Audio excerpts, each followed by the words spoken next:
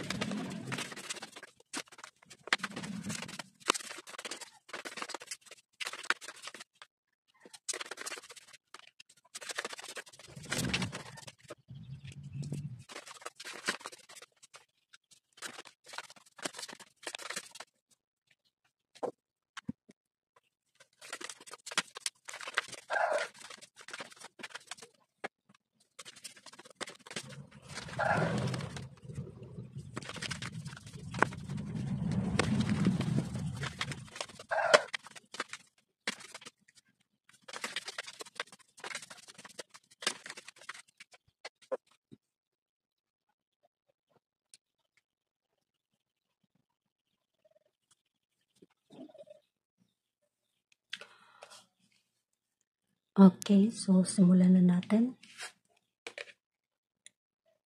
Ang pinakauna na card na makikita ay Justice. Pero Justice in reverse. Pinakaunang arcana card so far. So, ibig sabihin,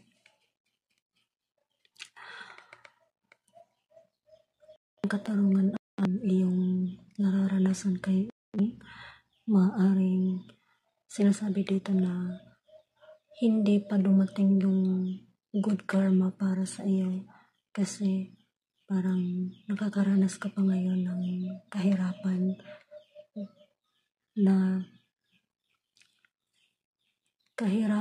in the sense na bunga ng masasamang impluwensya ng mga tao na naging parte sa buhay mo.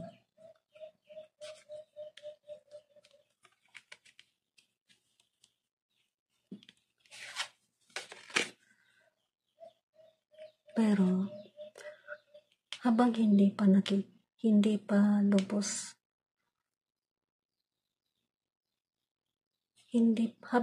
pa dumating ang hustisya para sa iyo, ang mainam na gawin mo muna sa ngayon ay ipagpatuloy ang iyong pagkatuto.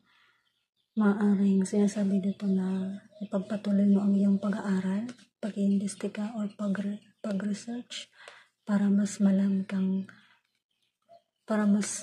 magkaroon ka ng maraming ideya.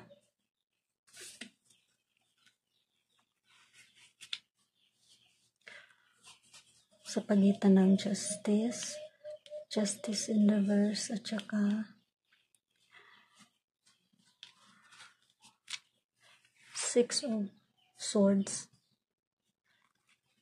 Page of Swords ay 5 of Pentacles. Nakaranas ka ng kahirapan ngayon dahil hanggang ngayon isinusumpa ka ng tao na may matinding selos sa iyo. Kaya hanggang ngayon hindi mo pa nakamit ang hustisya na para sa iyo.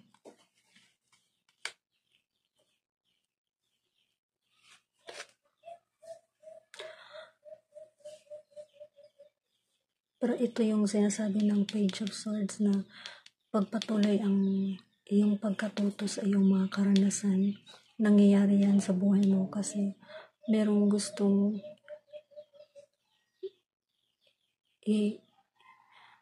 ituturo sa iyo ang universe. 1, 2, 3, 4, 5, 6, 7, 8. meron kang 8 of Pentacles ng lahat ng mga natutunan mo, isulat mo tapos gawan mo ng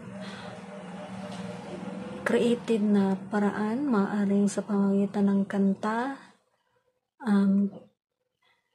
gawin mo siyang aklat,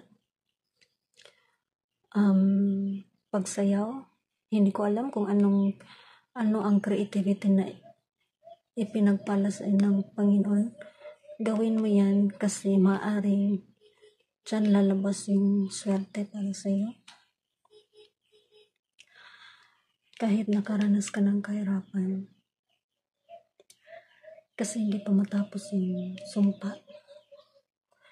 Pero darating din ang panahon na makakamit mo ang hustisya at ang good karma para sa iyo. At saka ito, Knight of Swords.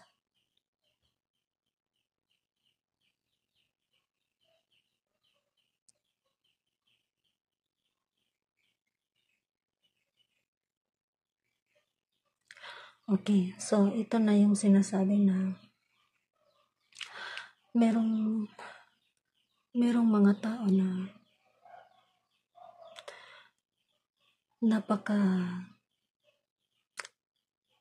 napakataas yung ego self niya.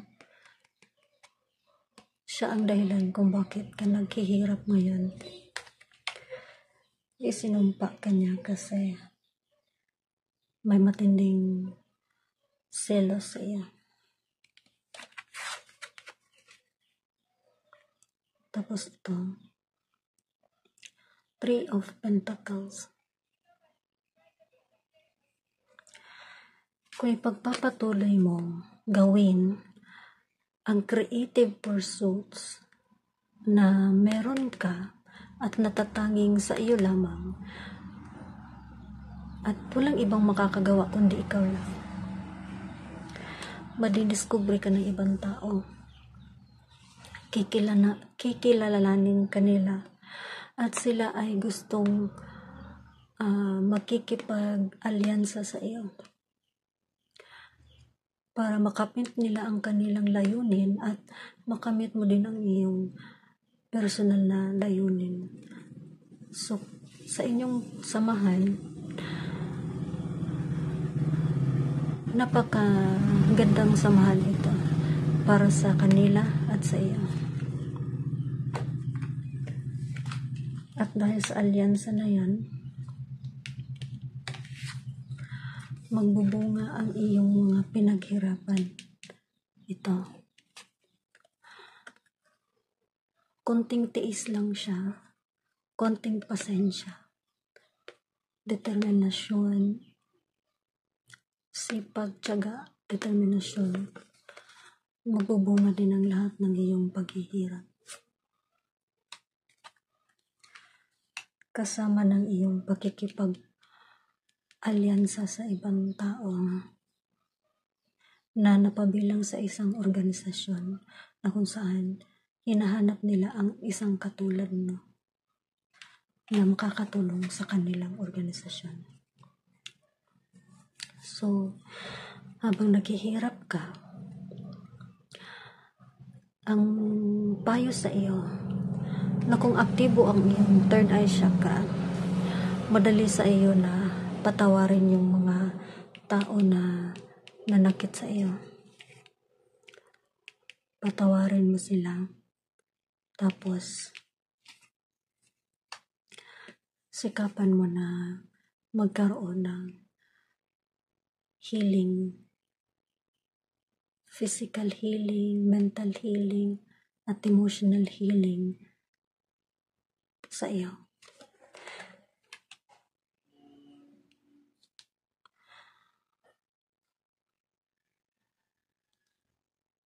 Ang pinakamahalaga kasi,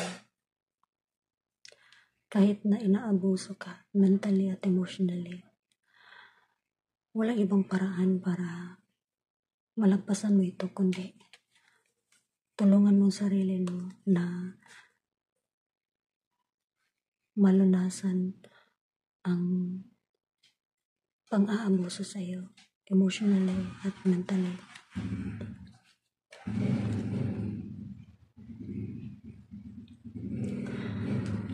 Okay. Eight of Cups. Eight of Cups in reverse. Ibig sabihin, meron pang mga alaala sa nakaraan na pabalik-balik sa iyong isipan. Tapos ang mga alaala na yon ay nakapagbibigay ng emotional attachment sa iyo, sa iyong puso, which is hindi na siya dapat iisipin, hindi na siya dapat damdamin kasi nangyari na sa nakaraan. Parang pinapaalala ka ng nakaraan na ganito ka, masama kang tao, ganito, tamad ka, sinungaling ka, pero nagkaroon ka ng transformation sa sarili mo na kung saan, kung ikukumpara mo ang sarili mo ngayon at sa nakaraan, mas malaking pag-unlad ang ikaw ngayon kesa sa ikaw noon. Tapos ang ginawa ng past sa isipan mo is pinapaalala ka kung sino ka sa nakaraan para hindi ka makapagpatuloy sa pag-move on sa present. At maaaring paulit-ulit siya sa isipan mo, maaaring makapag-decide ka na babalik ka na lang sa nakaraan na kung saan sino ka man noon, yun ang iyong babalikan. Salip na kalimutan mo ang nakaraan para makapagpatuloy ka sa iyong personal transformation, para tuloy-tuloy na yung pagbabago mo kung sino ka naman, kung sino ka na sa kasalukuyan. Which is, ang payo ko sa iyo is dapat mo nang kalimutan kung sino ka man sa nakaraan kasi hindi na siya karapat-dapat isipin muli. Kasi ang mahalaga ngayon is nagbago ka na ngayon. Iba ka na ngayon. Malayang-malayo ka na kung sino ka man noon. At hindi na dapat balikan yun kasi nakaraan na yan. And then, sa pagitan ng 3 of Pentacles at saka 8 of Cups in reverse is ito. The Moon. Ibig sabihin, hindi pa lantad ang katotohanan sa ngayon, pero malapit na.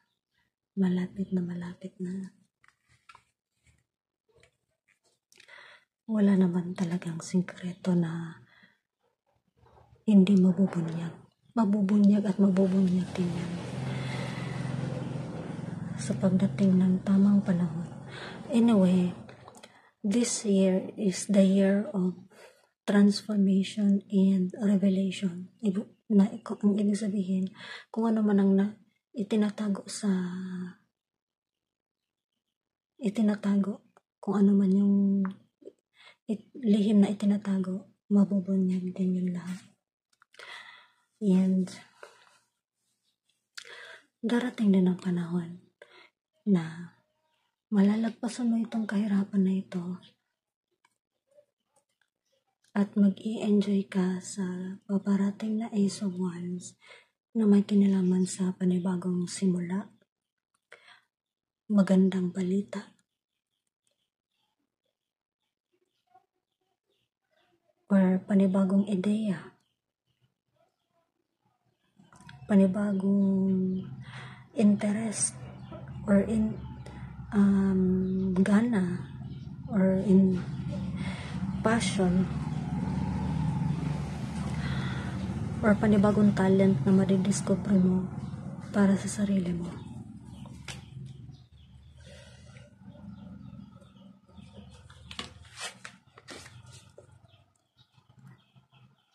Okay. This is creative fire energy, the Ace of Swords. hindi mo pa nalalaman ang katotohanan kasi parang hindi mo pa lubos natanggap ang mental clarity sa ngayon. Naguguluhan ka pa. Pero darating din na panahon na malalaman mong katotohanan at magkakaroon ka ng mental clarity. Okay? And sa pagitan ng Ace of Swords at saka Eight of Cups is 7 of Swords.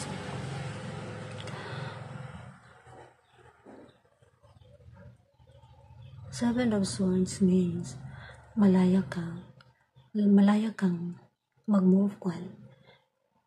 Iwanan ang mga tao, lugar, or bagay na hindi na nag-resonate sa iyo. Alamin natin kung anong karagdagan na mensahe sa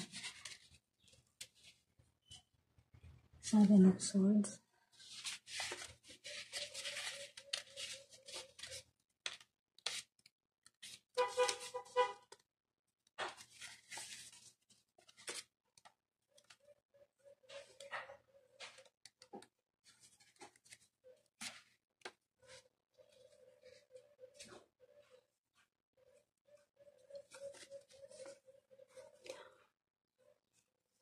Seven of Swords. Time is favorable for escaping unwelcome situations and releasing those grievances that keep you from growing. You can take care of you and let the difficulties resolve a little at a time. Even the relationships, you can break away from grudges and reframe everything for the better. Okay.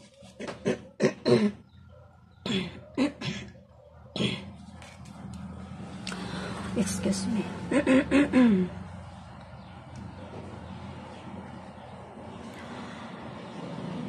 So, ito, may mga kagaya ng sinabi ko kanina, mayroong pabalik-balik sa iyong isipan na pinapaalala ka kung sino ka sa nakaraan. Pero kung tutusin, malaya ka naman para kontrolin ang sarili mo. Malaya ka na. Ang gawin mo is ipagpatuloy mo ang pag-move on. Hindi mo na dapat balikan or bigyan ng atensyon ang mga kaisipan na ang mga karanasan na pabalik-balik sa isipan mo. Okay?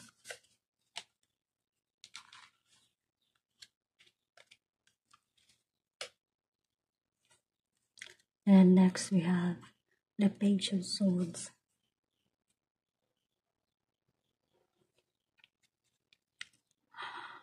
Okay, so ito yung sagot dito sa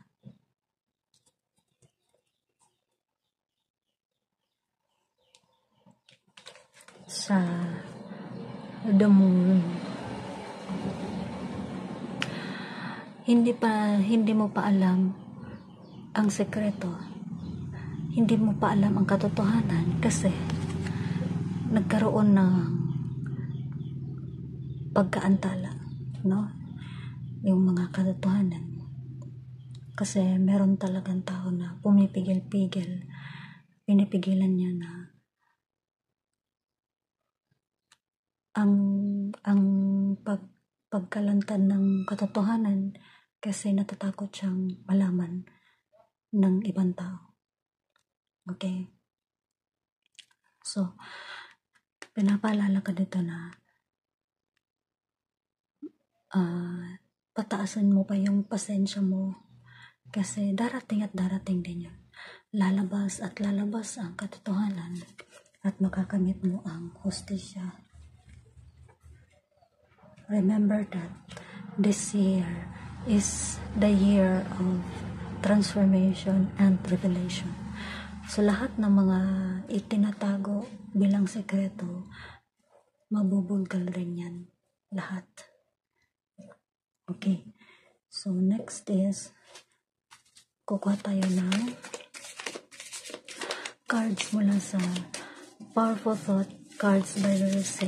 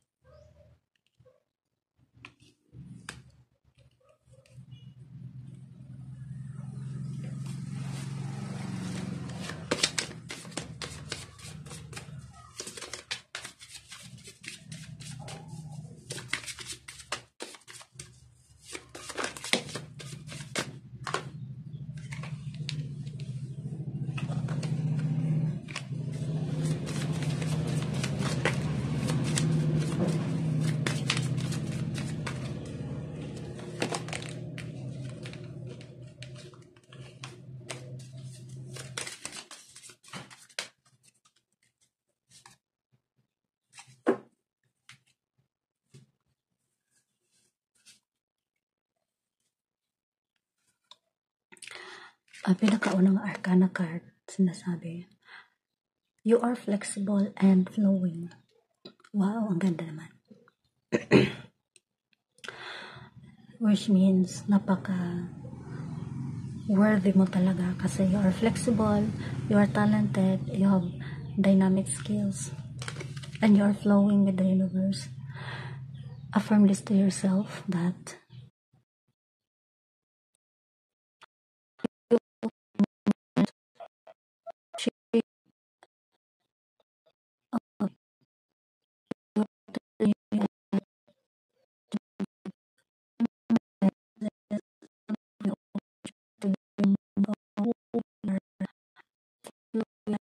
easily and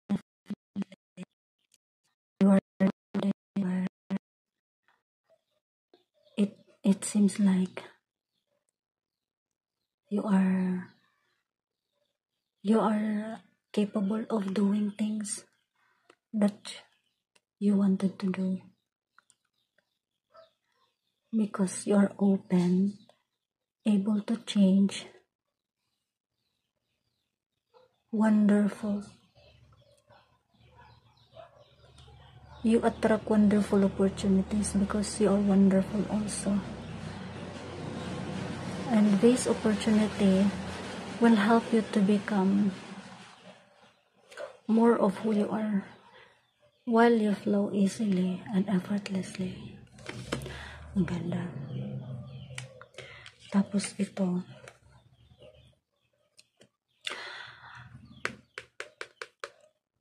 darating ang panahon na lilipat ka sa ibang lugar. Nakikita mo yan? Pinapaalala ka na 2 maleta lang ang dadalhin mo. You are safe. It is, and it is only change. So, dahil nagkaroon ka ng total transformation, magkakaroon din ng transformation ng workplace, home place, at new energy. Makakatanggap ka ng new energy within you and around you. So, you are reminded to to be ready, no?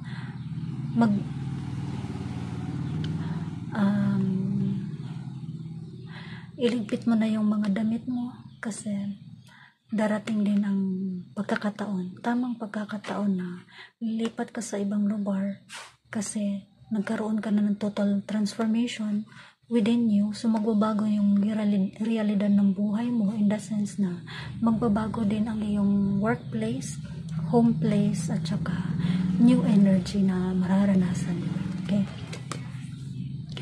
Kasi kung gusto mo ng panibagong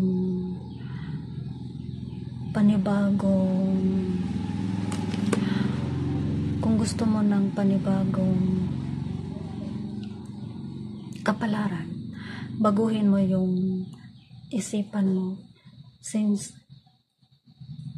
destiny depends upon the quality of your thoughts. At dahil nabago mo ang iyong isipan, nagbago ang buong pagkatao mo, magbabago din ang iyong trabaho, lugar na iyong titirahan, at makakatanggap ng panibagong enerhiya para sa iyo. Okay. You cross all bridges with joy and ease. The old unfolds into wonderful new experiences and your life gets better all the time. Okay, so confirmation na lilipat ka sa ibang nayon, lilipat ka sa ibang lugar. Kung hindi ka sasakay ng sasakyan, maaaring eroplano, lilipat ka sa ibang bansa. Okay, so ipagpatuloy mo ang pagbabago ng iyong isipan, puso, damdamin, ang buong pagkatao mo para magbabago din ang takbo ng buhay mo. Alright. And ito. I have perfect living space. Ang perfect living space na sinasabi dito ay ito. Since nabago mo yung sarili mo, magkakaroon ka ng panibagong living space, panibagong tahanan, panibagong enerhiya. You see yourself living in a wonderful place. It fulfills all your needs and desires. It is in a beautiful location and at a price I can afford. Wow. Maganda ito para sa iyo. Panibagong tahanan, makaka-afford ka. Safe ito para sa iyo at fulfilling ito na tahanan para sa iyo. So, congratulations. Ihanda mo na ang iyong maleta para sa panibagong lugar, panibagong workplace. Congratulations. So, my dear Taurus, universe, spirits, angels, my sisters, and the celestial teams, I thank you so much for your wonderful message for my dear Taurus, na magkakaroon siya ng panibagong enerhiya para sa buhay niya, panibagong kapalaran, panibagong workplace. So, I just hope and pray na ipagpatuloy na lang ang kanyang kaalaman, pagkikipag-sapalaran sa larangan ng research or ano pa man na creative endeavors yan para magkaroon siya ng magandang oportunidad at magkakaroon ng panibagong kapag-ipakinabang na alyansa. Thank you for your love to my dear Taurus, and this I express to you. Amen. So this one I have for you, my dear Taurus. See you in the next reading. Love and light.